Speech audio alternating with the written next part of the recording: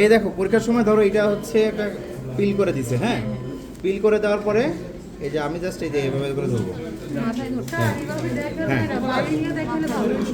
কোন দিকে? আচ্ছা ওদের কাছে দেন, এই ওর কাছে দেন। হ্যাঁ হাতের পকেটে পরে রাখো, পকেটে পরে রাখো। হ্যাঁ যারা দেখতেছো তারা সরে যাবে, তারপর বাকিদের দেখাবো, ঠিক আছে? তাহলে ধরো পিল করে দেওয়ার পরে আমি ধরলাম এটা দিয়ে, ইনস্ট্রুমেন্ট দিয়ে ধরবা, ঠিক আছে? এটা বলো একটা মানে হেমোস্ট্যাট ফরসেপ দিয়ে ধরার জন্য, ঠিক আছে? এরপরে ওটা প্লেন ফরসেপ নাও, প্লেন ফরসেপ। এরপর বলতে পেন ফরসেপ দিয়ে তুমি ধরে এটাকে পজিশন করে দিবা। তোমার ধরার সময় তো তোমার পজিশন থাকবে না, এরপরে পজিশন করে নিবা, ঠিক আছে? তাহলে কি প্লেন দিয়ে তুমি পজিশন করে নিবা।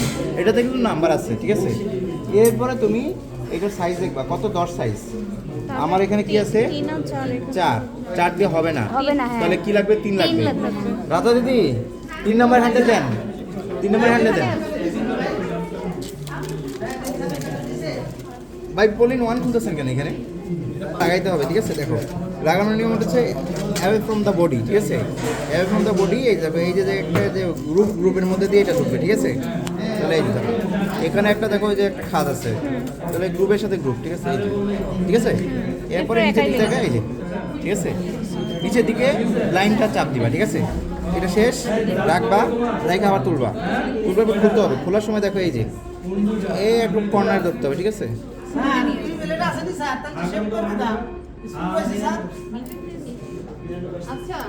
কর্নার ধরে এই যে জাস্ট উপর দিকে টান দিতে হবে, টান দিলেই খুলে যাবে, ঠিক আছে?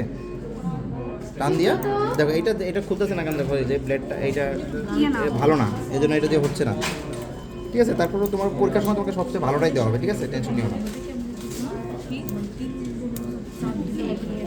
একটা ভালো একটা আর্টাই দাও তো, ঠিক আছে? এখানে আর্টাইগুলোকে দিয়ে যা যা করা হয় আর্টাই এত ভালো থাকে না, ঠিক আছে? খুলে গেলে খোলাটাকে তুমি একটা একটা গালিপটের মধ্যে, মানে যেহেতু শার্প ইনস্ট্রুমেন্টের জন্য আলাদা রাখবা, আর এটাকে সুন্দরভাবে রাখবা, ঠিক আছে? আর এইখানে যেটা হয়েছে আমরা তো অন্ধকারে করতেছি, এগুলো তো বেসিক স্টেপ।